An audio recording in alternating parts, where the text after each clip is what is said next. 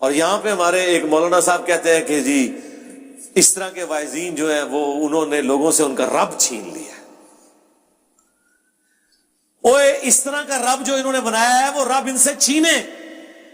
انہیں اس رب کا تعارف کروائیں کہ جس رب کا تعارف اس شخصیت نے کروایا جس کی قبر مدینے میں صلی اللہ علیہ وآلہ وسلم.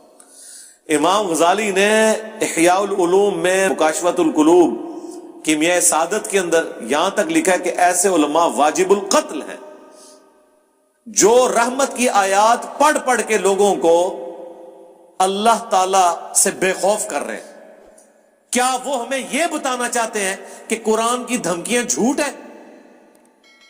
کیا وہ ہمیں یہ بتانا چاہتے ہیں کہ انبیاء جو قبر و آخرت کا ڈر سنا کے گئے، عذابات بتا کے گئے، وہ ہم سے ٹھٹا اور مذاق کرتے رہے ہیں اور خدا کا تعارف وہ ہے جو یہ ہمیں کروائیں گے؟ او جی کوئی ماں اپنے بچے کو جہنم میں پھینک سکتی ہے تو اللہ کیسے پھینکے گا؟ ہائے ہائے ہائے ہائے. God is all living. Christians بھی یہ کہتے ہیں کہ مسلمانوں کا خدا تو بڑا سخت ہے، ہم جس خدا کو مانتے ہیں وہ آل لونگ ہے. تو ہم پھر انہیں کہتے ہیں رکو ذرا، صبر کرو، ابھی فیصلہ کر لیتے ہیں. یہ جو تم اس قسم کے چٹکلے چھوڑتے ہو کہ کوئی ماں اپنے بیٹے کو جہنم میں نہیں پھینکے گی، تو کوئی شخص یہ بھی گوارا نہیں کرے گا کہ کسی ایسی عورت کو موت دے دے جس کے 4 چھوٹے چھوٹے بچے ہوں اور مرنے کے بعد سوتیلی ماں ان کے ساتھ برا سلوک کرے، خواہ وہ اس کے دشمن کی بیوی کیوں نہ ہو. ہاں جی ایسے ہی ہے. تو پھر اللہ تعالی روزانہ ایسی ہزاروں ماؤں کو موت کیوں دے دیتا ہے جن کے چھوٹے چھوٹے بچے ہوتے ہیں؟ تم تو کہہ رہے تھے خدا آل لونگ ہے، تو پریکٹیکلی تو ہم دیکھ رہے ہیں کہ کیا مائیں شیرخوار بچوں کو چھوڑ کے مر نہیں جاتی؟ تمہاری ڈاکٹرن میں تو کبھی کسی ایسی عورت کو موت نہیں آنی چاہیے اللہ کی طرف سے. کیوں آتی ہے؟ اس کا جواب ان کے پاس کوئی نہیں سوائے اس کے کہ خدا کی مرضی ہے. اس کے کوئی احساسات نہیں ہے. یہ جذبات سے پسیج جانا یہ ہم لوگوں کے ایشوز ہیں، یہ انسانوں کے ساتھ جڑی ہوئی چیزیں. اللہ تو بے نیاز ہے.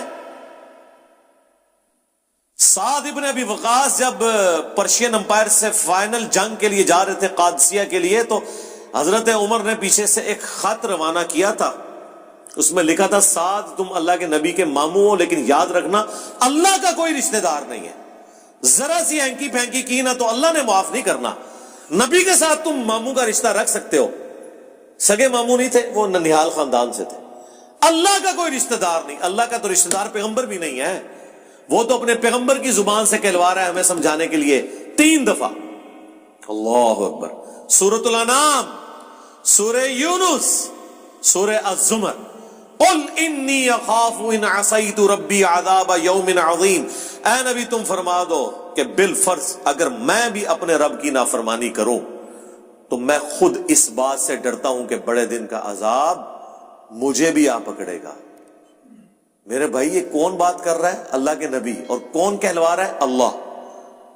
تو جب نبی کے جیسا ہے ہی کوئی نہیں تو تہاڈے بابے تے شاہ ہی کوئی نہیں جن کے اوپر تم نے اتنا تکیہ کیا ہوا ہے. کیا کبھی آپ نے حضرت ابو بکر، عمر، عثمان و علی سے سنا کہ جو ہمارا مرید ہو جائے ہم اس وقت تک جنت میں نہیں جائیں گے جب تک کہ اسے جنت میں لے نہ جائیں؟ نہیں. حالانکہ وہ خود کنفرم جنتی تھے، آخری وقت تک ڈرتے رہے. جامعہ ترمذی میں حدیث ہے حضرت عثمان غنی جب بھی قبرستان جاتے تو بہت روتے تھے. لوگوں نے پوچھا کیوں؟ فرمایا اس لیے کہ خود میں اللہ کے نبی سے سن چکا ہوں کہ آخرت کی منزلوں میں سے پہلی منزل قبر ہے. جس کی یہ منزل صحیح نکلی اس کی اگلی آسان ہو جائیں گی، اور جو ادھر پھنس گیا اس کی اگلی منازل مشکل در مشکل در مشکل ہو جائیں گی. اسی کو پنجابی میں ہم کہتے ہیں نا کہ عقل نہ ہوئے تے موجیں ہی موجاں، عقل ہوئے تے سوچیں ہی سوچاں. یعنی جو عقل نہ رکھے، سوچے نہ، اپنے دماغ کو استعمال نہ کرے تو موج مارے. اسے کیا پتا اس کے ساتھ کیا ہونے والا ہے. لیکن جسے عقل ہوگی وہ ہر وقت سوچے گا کہ یار میرے ساتھ بننا کیا ہے. یہ وہ چیز تھی جو صحابہ کو، اہل بیت کو، صحیح العقیدہ، تابعین، تبع تابعین کو ہمیشہ گاڈ اورینٹڈ رکھتی تھی. وہ کبھی بھی آخرت کے عذاب سے بے فکر نہیں ہوتے تھے.